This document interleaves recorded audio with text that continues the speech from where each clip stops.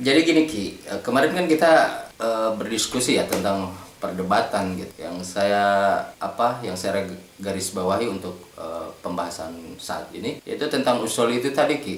Ya memang saya juga nonton sih videonya tentang orang yang mempermasalahkan tentang usul itu gitu. Nah, ini terkait dengan hal itu kira-kira apa sih usoli itu seperti apa gitu loh. Oh iya Kang, jadi usoli itu adalah lapaz niat sholat. Usoli faradu subhi rok'ataini mustaqbilal kiblati ada alillahi ta'ala. Itu lapaz niat usoli itu ya. Kan artinya apa? Aku berniat melaksanakan sholat, misalkan sholat subuh 2 rakaat karena Allah Ta'ala. Ya kalau misalkan posisinya sebagai makmuman, kalau posisinya sebagai imaman. Jadi usoli itu sebetulnya lafaz niat, sekali lagi lafaz niat itu kan. Adapun permasalahan yang diperdebatkan itu, yang orang mengatakan, yang masih mempermasalahkan tentang usoli itu, saya rasa mereka belum tahu gitu, belum paham ilmu usoli itu. Dan menurut saya, kita beramal tanpa ilmu,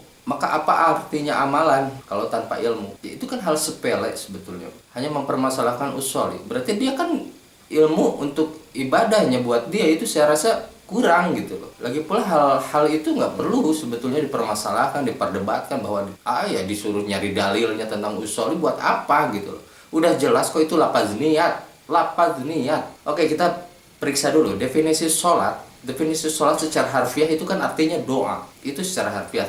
Kalau secara definisi, sholat itu sebuah pekerjaan, suatu pekerjaan yang diawali dengan takbiratul ihram dan diakhiri dengan salam. Nah, dari definisi itu kemudian timbul sebuah pertanyaan, letak niatnya itu sendiri di mana? Kan gitu kan. Nah, ini yang menjadi permasalahan. Letak niat itu sendiri karena suatu amalan tergantung pada niatnya. Nah, kalau melihat dari definisi sholat itu diawali dengan takbiratul ihram, diakhiri dengan salam, tidak ada niat di situ. Kedudukan atau posisi niatnya itu sendiri dilakukan atau diucapkan. Tentunya yang namanya niat itu pasti di dalam hati, harus di dalam hati. Itu pada saat takbiratul ihram, Kang. Jadi ketika Allahu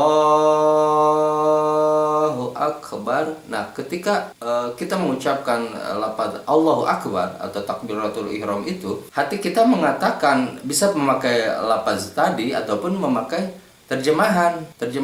Misalkan ketika Allahu Akbar, aku berniat melaksanakan sholat misalkan sholat zuhur 4 rakaat karena Allah Ta'ala, sudah barulah jadi gitu ya. Nah, perkaranya gini, banyak kita temui orang-orang yang ketika takbiratul ihram itu Allahu Akbar. Nah, itu yang harus dipertanyakan justru seperti itu, bukan permasalahan usolinya gitu. Kalau usoli itu tidak harus diucapkan, memang tidak harus diucapkan di awal kita sholat, misalkan usolli faradhu zuhri al-barakati mustaqbal kiblati ada alillahi ta'ala Allahu Akbar.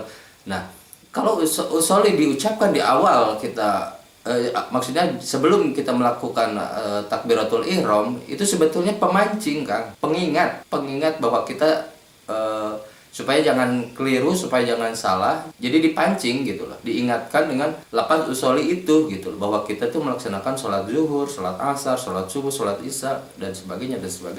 Ya, saya paham.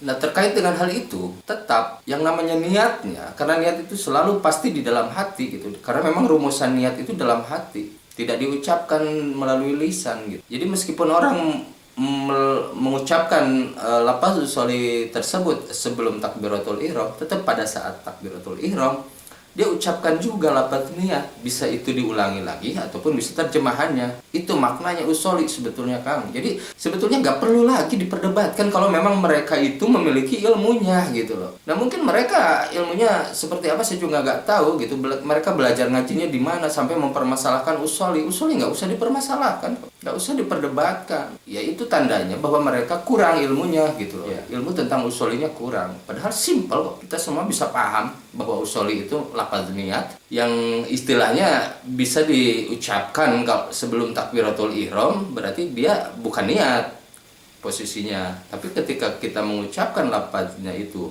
pada saat berbarengan dengan takbiratul ihram di dalam hati, maka itu larinya ke niat. Jadi nggak ada lagi yang perlu diperdebatkan. Jadi itu di situ letaknya. Jadi amal tanpa ilmu, maka apalah artinya amal itu, Kang. Jadi di sinilah mari kita sama-sama belajar gitu loh, bahwa usoli itu sekali lagi usoli itu lapaz niat.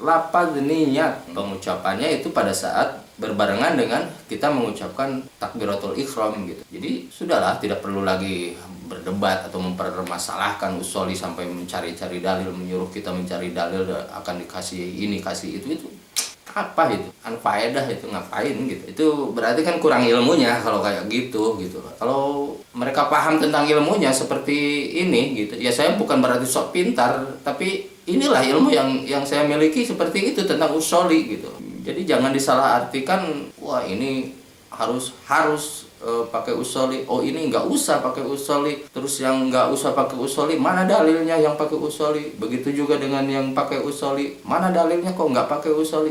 Nggak usah mempermasalahkan itu gitu loh, nggak usah. Kalau memang, karena kan itu tadi dari penjelasan saya tadi kan jelas gitu, lafaz usoli itu kalau diucapkan sebelum takbiratul ihram dia bukan merupakan niat gitu. Dia baru dikatakan sebagai niat ketika diucapkan di dalam hati bersamaan dengan takbiratul ihram. Itu saja, simple. Itu saja, Kang. Mungkin penjelasan dari saya tentang usoli. Oke, terima kasih penjelasannya. Demikian, semoga bermanfaat.